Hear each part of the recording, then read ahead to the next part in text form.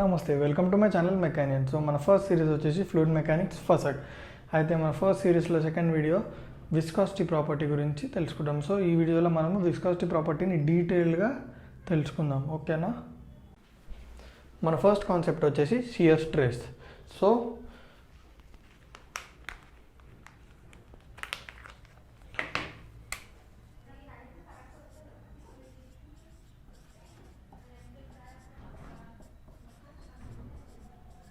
So shear stress అంటే ఏంది? It is a type of stress that acts coplanar with the cross section of material. మళ్ళీ ఒకసారి repeat చేస్తున్నా, it is a type of stress that acts coplanar with the cross section of material. So దీని అర్థం ఏంటంటే, ఎప్పుడైతే ఒక force body surface మీద ప్యారలల్గా యాక్ట్ అయినప్పుడు దాన్ని మనము షియర్ స్ట్రెస్ అని అంటాము. సో దీన్ని మనం అర్థం చేసుకోవడానికి ఒక ఎగ్జాంపుల్ తీసుకుందాం. ఇది ఒక బాడీ అనుకుందాం, దాని సర్ఫేస్ వచ్చేసి ఇది అనుకుందాం, ఈ బ్లాక్ డస్ట్ వచ్చేసి దాని సర్ఫేస్ అనుకుందాం. ఇది ఒక ఫోర్స్ అనుకుందాం. సో ఇప్పుడు ఈ ఫోర్స్ ఈ బాడీ మీద ప్యారలల్గా సర్ఫేస్ ఏరియా మీద యాక్ట్ అయింది అనుకో, దాన్ని మనం షియర్ స్ట్రెస్ అంటాం. సో మళ్ళీ ఒకసారి, ఈ బాడీ మీద ఈ ఫోర్స్ ఎప్పుడైతే సర్ఫేస్ ఏరియా మీద ప్యారలల్గా యాక్ట్ అవుతుందో దాన్ని మనము షియర్ స్ట్రెస్ అని అంటాం, ఓకేనా. సో మన నెక్స్ట్ కాన్సెప్ట్ వచ్చేసి షియర్ స్ట్రెయిన్.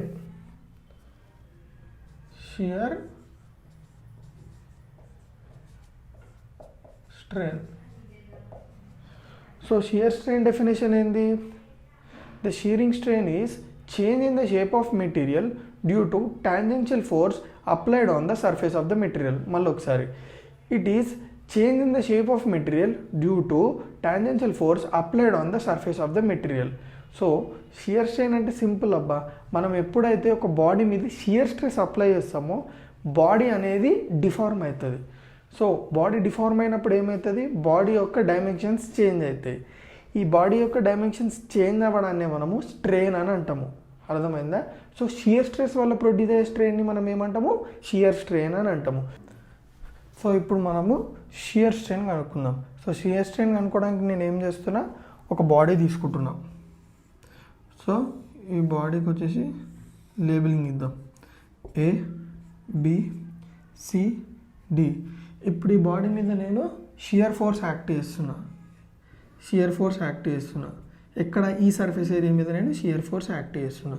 ఇప్పుడు షియర్ ఫోర్స్ యాక్ట్ చేయడం వల్ల ఏమవుతుంది? షియర్ స్ట్రెస్ ప్రొడ్యూస్ అవుతుంది కదా.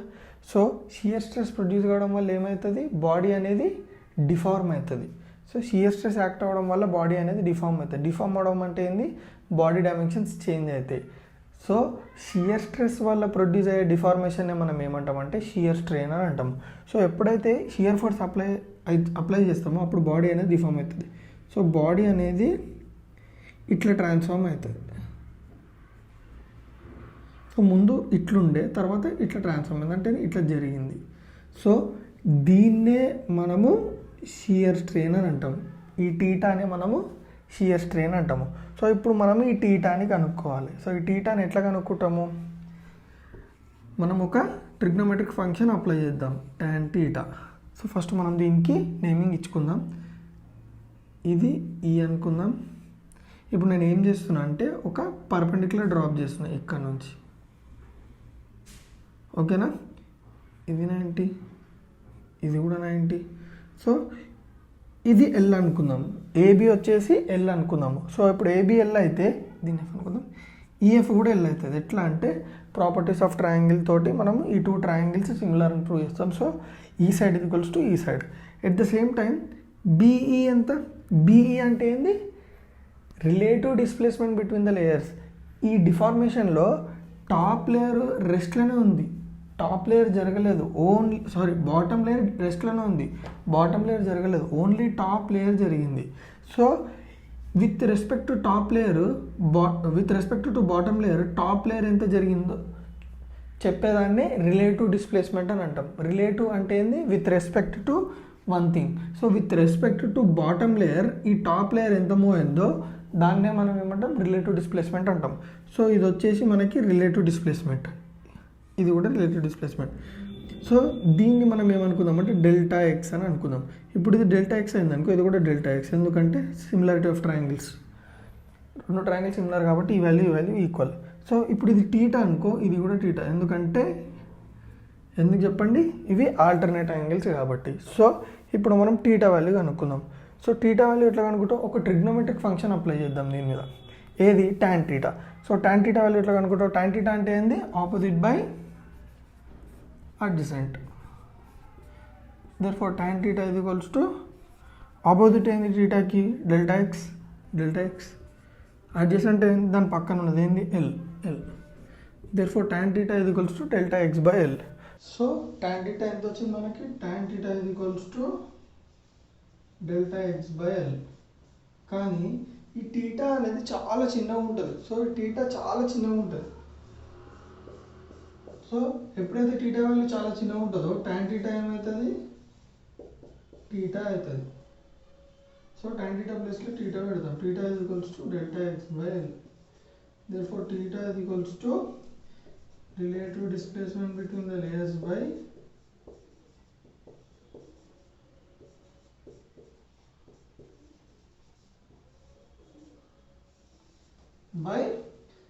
length of the side.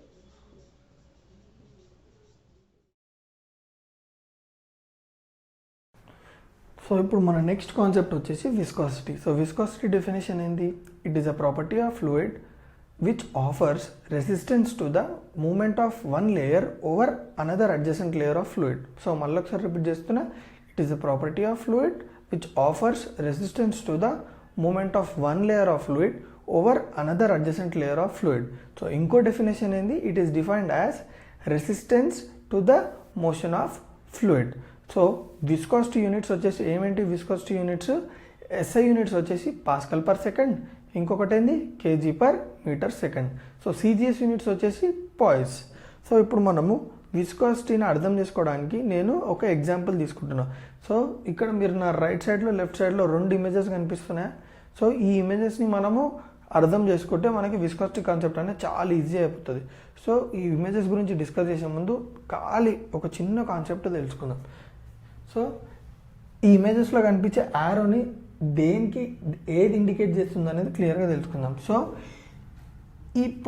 ఈ డైరెక్షన్ని పాయింట్ చేసే ఫిగర్ ఉందా, దీన్ని మనము డైరెక్షన్ ఆఫ్ ఫ్లో అని అనుకుందాం. సో దీన్ని ఏమనుకుందాం, ఈ బాక్స్ని వచ్చేసి మనం ఏమనుకుందాము, మ్యాగ్నిట్యూడ్ ఆఫ్ వెలాసిటీ. అంటే ఏంది, ఒక్కొక్క ఫ్లూయిడ్ లేయర్ యొక్క వెలాసిటీని మనము ఈ బాక్స్ అనుకుందాం. సో ఇప్పుడు ఒకటి మర్చిపోయినా, ఈ టోటల్ని మనము ఒక ఫ్లూయిడ్ లేయర్ అని అనుకుందాం. ఓకేనా, ఈ టోటల్ని మనము ఒక ఫ్లూయిడ్ లేయర్ అని అనుకుందాం. సో ఇప్పుడు నా రైట్ సైడ్ ఇమేజ్ని చూస్తే మీరు ప్రతి ఒక్క ఫ్లూయిడ్ లేయర్ ఈక్వల్ సైజులో ఉంది. అంటే దాని అర్థం ఏంది, ఈ బాక్స్ అనేది ప్రతి ఒక్క ఫ్లూయిడ్ లేయర్కి ఈక్వల్గా ఉంది. అంటే దాని అర్థం ఏంది, ప్రతి ఒక్క ఫ్లూయిడ్ లేయర్ ఈక్వల్ వెలాసిటీ తోటి, అంటే సేమ్ వెలాసిటీ తోటి మూవ్ అవుతున్నాయి అని అర్థం. అదే నా లెఫ్ట్ ఇమేజ్ చూస్తే మీరు ఈ బాక్స్ అనేది ఈక్వల్గా లేదు, ఒక్కొక్క లేయర్కి ఒక్కొక్క టైప్ ఉంది. సో ఇక్కడ వచ్చేసి ఈ ఫస్ట్ లేయర్కి ఏంది, బాక్స్ అనేది పెద్దగా ఉంది, ఇంకో లేయర్కి బాక్స్ చిన్నగా ఉంది, ఇంకో లేయర్కి బాక్స్ నార్మల్గా ఉంది. సో దీని అర్థం ఏంది, బాక్స్ దేన్ని ఇండికేట్ చేస్తుంది, వెలాసిటీ మ్యాగ్నిట్యూడ్ ఉంది కదా.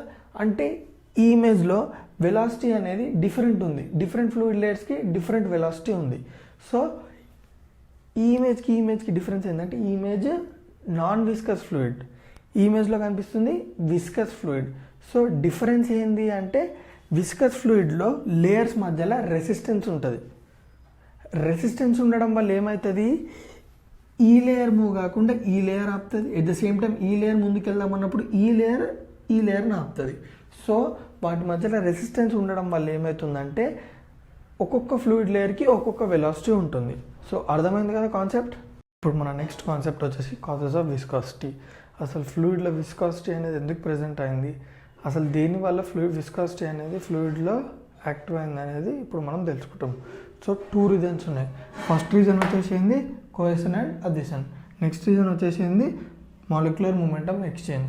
సో మనము ఇందులో మెయిన్గా కోహెషన్ అండ్ అడిషన్ గురించి చదువుకుంటాం. ఎందుకంటే మనం ఫ్లూయిడ్ మెకానిక్స్లో మెయిన్గా లిక్విడ్స్ తోటే డీల్ చేస్తాం కాబట్టి కోహెషన్ అండ్ అడిషన్ అనేది లిక్విడ్లో కీ రోల్ ప్లే చేస్తుంది. విస్కాసిటీ ప్రజెంట్ అవ్వడంలో ఈ ఫ్యాక్టర్ అనేది కీ రోల్ ప్లే చేస్తుంది. సో మనం ఇప్పుడు కోహెషన్ అండ్ అడిషన్ గురించి డీటెయిల్గా తెలుసుకుందాం. సో కోహెషన్ అండ్ అదేషన్ అంటే ఏంది, వాటి డెఫినేషన్ చూద్దాం. సో కోహెషన్ అంటే ఏంది, the force of attraction between the molecules of the same substance is called cohesion, and the force of attraction between the molecules of different substance is called adhesion. So అర్థమైందా, same molecules మధ్యలో ఉండే force of అట్రాక్షన్ని మనం ఏమంటాము, cohesion అని అంటాము. Different molecules మధ్యలో ఉండే force of అట్రాక్షన్ని మనం ఏమంటాము, అదేషన్ అని అంటాం. సో దీన్ని అర్థం చేసుకోవడానికి మనం ఒక చిన్న ఎగ్జాంపుల్ తీసుకుందాము. ఇక్కడ ఒక ఫిగర్ కనిపిస్తుందా, ఈ ఫిగర్లో 3 ఫిగర్స్ ఉన్నాయి. ఈ ఇమేజ్లో 3 ఫిగర్స్ ఉన్నాయి, ఏబిసి. ఇప్పుడు మనము ఏ ఫిగర్ కన్సిడర్ చేద్దాం. సో ఏ ఫిగర్లో మీరు కరెక్ట్ చూస్తే వాటర్ మాలిక్యూల్స్ మధ్యలో ఉన్న force at the same time water molecule glass molecule మధ్యలో ఉన్న ఫోర్సెస్ ఈక్వల్గా ఉన్నాయి. కాబట్టి ఏమైందంటే ఆ వాటర్ లేయర్ అనేది స్టేబుల్గా ఇట్లా ఫ్లాట్గా ఉంది. అదే మీరు సెకండ్ ఫిగర్ అంటే బి ఫిగర్ కన్సిడర్ చేస్తే ఇక్కడ ఏమవుతుంది, వాటర్ మాలిక్యూల్కి గ్లాస్ మాలిక్యూల్కి మధ్యలో ఉన్న ఫోర్సెస్ చాలా ఎక్కువ ఉన్నాయి. చాలా ఎక్కువ ఉండడం వల్ల ఏమైంది, అడిషన్ ఫోర్సెస్ కోహెషన్ని డామినేట్ చేసేసినాయి. సో ఇట్లా డామినేట్ చేయడం వల్ల ఏమైందంటే fluid layer, surface fluid layer అనేది ఇట్లా అయిపోయింది. అంటే ఏంది, ఇట్లా అని వచ్చింది. సో ఒక మినస్కస్ ఫామ్ అయింది. దాన్నే మనం ఏమంటామంటే కాన్కేవ్ మినస్కస్ అంటాం. ఎప్పుడైతే adhesive forces are greater than cohesive forces అవుతాయో అప్పుడు కాన్కేవ్ మినస్కస్ అనేది ఫామ్ అవుతుంది. సో ఇప్పుడు మనం సి ఫిగర్ చూస్తే ఇక్కడ ఏమైంది, కోహెసివ్ ఫోర్సెస్ అదెసివ్ ఫోర్సెస్ని డామినేట్ చేసినాయి. సో ఇప్పుడు ఏమైంది, మనకి కాన్వెక్స్ మినస్కస్ వచ్చింది. అంటే ఏంది, వాటర్ సర్ఫేస్ అనేది ఇట్లా కనిపిస్తుంది. సో అర్థమైందా ఇప్పుడు కోహెషన్ అంటే ఏంది, అదేషన్ అంటే ఏందో. ఇప్పుడు మన నెక్స్ట్ కాన్సెప్ట్ వచ్చేసి Newton's law of viscosity. So Newton's law of viscosity definition ఏంది, the shear stress acting between the adjacent layers of the fluid is directly proportional to the velocity gradient between the adjacent layers of the fluid. So మళ్ళీ ఒకసారి, the shear stress between the two adjacent layers of the fluid is directly proportional to the velocity gradient between the adjacent layers of the fluid. So దీన్ని అర్థం చేసుకోవడానికి మనం ఒక condition తీసుకుందాము. So ఈ కండిషన్లో మనము tau is equals to minus mu into d u by డిఐని ప్రూవ్ చేస్తాము. ఓకేనా. సో ఇప్పుడు మనము tau is equals to minus mu into d u by డివైని ప్రూవ్ చేస్తాం. సో ఎట్లా అంటే మనం ఒక కేస్ని కన్సిడర్ చేస్తాము. సో ఈ కేస్ గురించి కొన్ని డీటెయిల్స్ ఫస్ట్ మనం తెలుసుకుందాము. దాని తర్వాత ఆ కేస్ని డీప్గా స్టడీ చేసి లాస్ట్కి tau is equals to minus mu into d u by డివైని ప్రూవ్ చేద్దాం. సో ఫస్ట్ కేస్ స్టార్ట్ చేసే ముందు ఈ కేసులో ఫస్ట్ వచ్చేసి ఫ్లూయిడ్ అనేది ఎట్లా ఫ్లో కావాలి, లామినార్ ఫ్లో. లామినార్ ఫ్లో అంటే ఏంటంటే జస్ట్ మీ లెఫ్ట్ సైడ్లో ఒక ఇమేజ్ కనిపిస్తుంది చూడండి. సో ఇందులో లామినార్ ఫ్లోకి టర్బులెంట్ ఫ్లోకి డిఫరెన్స్ కనిపిస్తుందా, ఏంటంటే ఒక ఫ్లూయిడ్ లేయర్ ఇంకో లేయర్ని డిస్టర్బ్ చేయకుండా నీట్గా వెళ్ళిపోతాయి అన్ని ఫ్లూయిడ్స్ లామినార్ ఫ్లోలో. టర్బులెంట్ ఫ్లో అనుకో, ఈ లేయర్ ఆఫ్ ఫ్లూయిడ్ ఈ లేయర్ని అటకాయిస్తుంది, ప్లస్ ఈ లేయర్ ఆఫ్ ఫ్లూయిడ్ ఈ లేయర్ని అటకాయిస్తుంది. అంటే ఫ్లూయిడ్ లేయర్స్ అనేవి ఇంటర్సెక్ట్ అవుతాయి. కానీ లామినార్ ఫ్లోలో ఫ్లూయిడ్ లేయర్స్ అనేవి ప్యారల్గా నీట్గా వెళ్ళిపోతాయి ఇట్లా. సో అది సో మనం తీసుకునే కేసులో ఫ్లో వచ్చేసి లామినార్ ఫ్లో ఉండాలి. Next no slip condition. No slip condition అంటే ఏంది, ఇప్పుడు ఇక్కడ బౌండరీ ఉందా,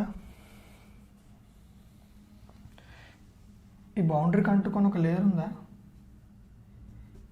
ఈ లేయర్ వెలాసిటీ 0 ఉండాలి. అర్థమైందా. సో ఇప్పుడు నా రైట్ సైడ్లో మీకు ఇమేజ్ కనిపిస్తుందా, ఆడ స్లిప్ కండిషన్కి నాన్ స్లిప్ కండిషన్కి డిఫరెన్స్ కనిపిస్తుందా. నాన్ స్లిప్ కండిషన్ అంటే ఏంది, లేయర్కి మన సాలిడ్ బౌండరీకి టచ్ అయిన లేయర్కి వెలాసిటీ ఉందా, లేదు. కానీ స్లిప్ కండిషన్లో ఏమవుతుంది, ఏదైతే లేయర్ మన సాలిడ్ బౌండరీకి టచ్ అయిందో దానికి వెలాసిటీ ఉంది. సో అది డిఫరెన్స్. సో నెక్స్ట్ వచ్చేసి solid boundary is infinitely long. ఇది ఏదైతే బౌండరీ ఉందో అది చాలా పెద్దగా ఉంటుంది అది. ఓకేనా, చాలా అంటే చాలా పెద్దగా ఉంటుంది. సో ఇంకొక ముఖ్యమైన ఇంపార్టెంట్ కండిషన్ మర్చిపోతుంది, ఏంటంటే ఫ్లూయిడ్ మోషన్లో ఉండాలి. ఎందుకు ఫ్లూయిడ్ మోషన్లో ఉండాలంటే, ఫ్లూయిడ్ మోషన్లో లేదనుకో రెసిస్టెన్స్ అనేది యాక్ట్ కాదు, విస్కాసిటీ అనేది యాక్ట్ కాదు. విస్కాసిటీ ఎప్పుడు యాక్టివ్ అవుతుంది, ఫ్లూయిడ్ అనేది మోషన్లో ఉన్నప్పుడు. సో మనం ఈ కండిషన్ని ఫ్లూయిడ్ ఫ్లో అవుతున్నప్పుడు కన్సిడర్ చేద్దాం. సో ఇప్పుడు ఈ కేసులో నేను ఫ్లోయింగ్ ఫ్లూయిడ్ మీద షియర్ స్ట్రెస్ అప్లై చేసిన, దేని మీద ఒక చిన్న లేయర్ మీద అప్లై చేసిన మనకు అర్థం కావడానికి. సో ఈ చిన్న లేయర్ని నేను ఇక్కడ మళ్ళీ డ్రా చేసుకున్నాను జస్ట్ అర్థం కానికి.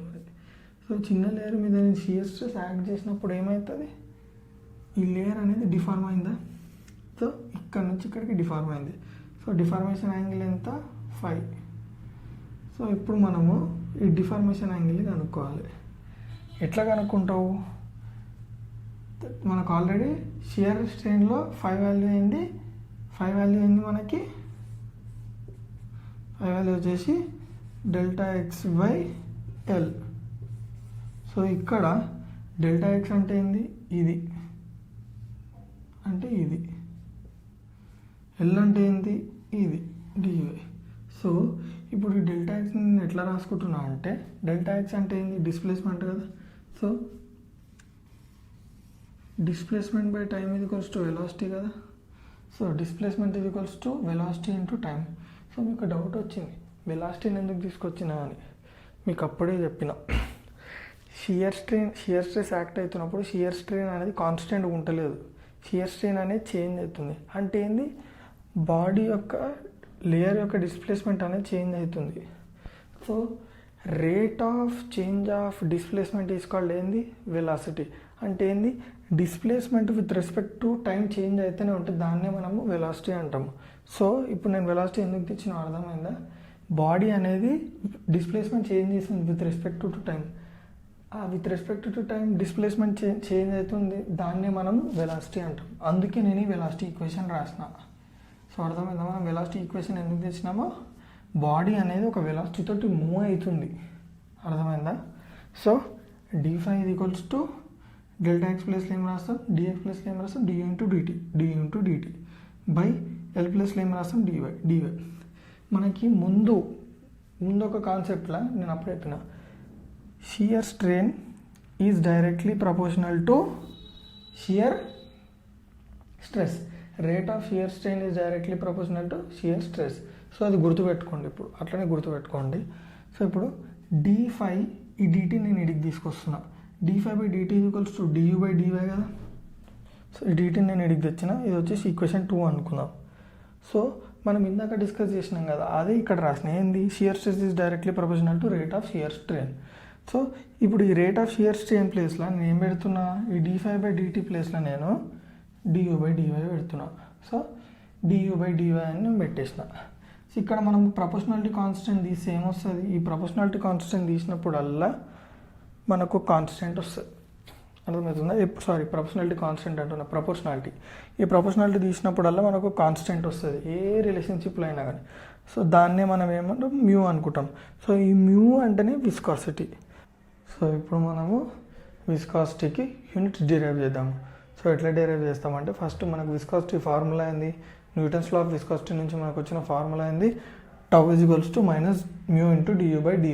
సో ఇందులో నుంచి మనము మ్యూకి యూనిట్స్ డిరైవ్ చేద్దాం. So mu is equals to tau by du/dy. So tau అంటే ఏంది, షియర్ స్ట్రెస్ ఫార్ములా ఏంది, force acting per unit area.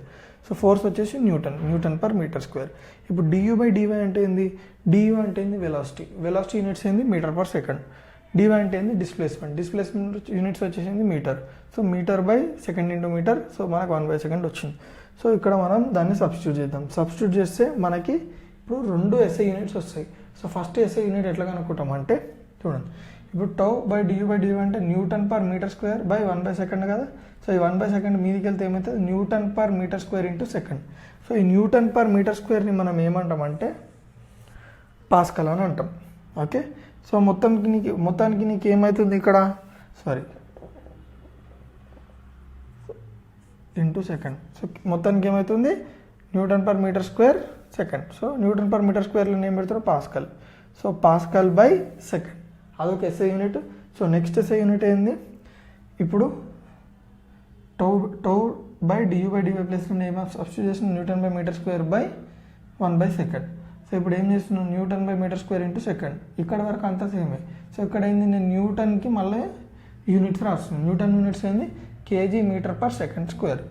So ఇప్పుడు kg metre per second square మిగతా అంతా రాసేసిన. సో ఇప్పుడు ఏంది క్యాన్సిల్ చేద్దాం. మీటర్ క్యాన్సిల్ అయింది, సెకండ్స్ క్యాన్సిల్ అయింది. ఇక్కడ ఒక సెకండ్ మిలిగింది, ఒక మీటర్ మిలిగింది. సో లాస్ట్ మనకి ఏమొచ్చింది, KG per second metre. So ఇవి వచ్చేసి విస్కాసిటీ యొక్క SI units. So CGS units ఏంది, సిజిఎస్ యూనిట్స్ అంత ఇంపార్టెంట్ కాదు. సో సిజిఎస్ యూనిట్స్ ఏంది, పాయిస్. ఓకేనా. ఇప్పుడు మనము టౌకి du/dyకి గ్రాఫ్ ప్లాట్ చేసినాము. సో టౌకి du/dyకి గ్రాఫ్ ప్లాట్ చేస్తే మనకి ఎట్లా వచ్చింది, లీనియర్ రిలేషన్షిప్ వచ్చింది. అంటే టౌకి du/dyకి మధ్యలో రిలేషన్షిప్ ఏంది, లీనియర్ రిలేషన్షిప్. అంటే దాని అర్థమైంది, టౌ పెరిగితే du/dy పెరుగుతుంది, టౌ తగ్గితే du/dy తగ్గుతుంది. సో ఈ రిలేషన్. సో దీన్నే మనము ఏ ఫ్లూయిడ్స్ అయితే ఈ ఈక్వేషన్ని సాటిస్ఫై చేస్తాయో దాన్ని మనం ఏమంటామంటే న్యూటోనియన్ ఫ్లూయిడ్ అని అంటాము. ఇంకో డెఫినేషన్ ఏంటంటే the fluid which obeys Newton's law of viscosity is called Newtonian fluid. So ఇక్కడికి మన క్లాస్ ఎండ్ అయిపోయింది. సో నా వీడియో కొంచెం ఏమైనా మీకు యూస్ఫుల్ అనిపిస్తే తెలుసు కదా ఏం చేయాలో మళ్ళీ చెప్పాను నేను.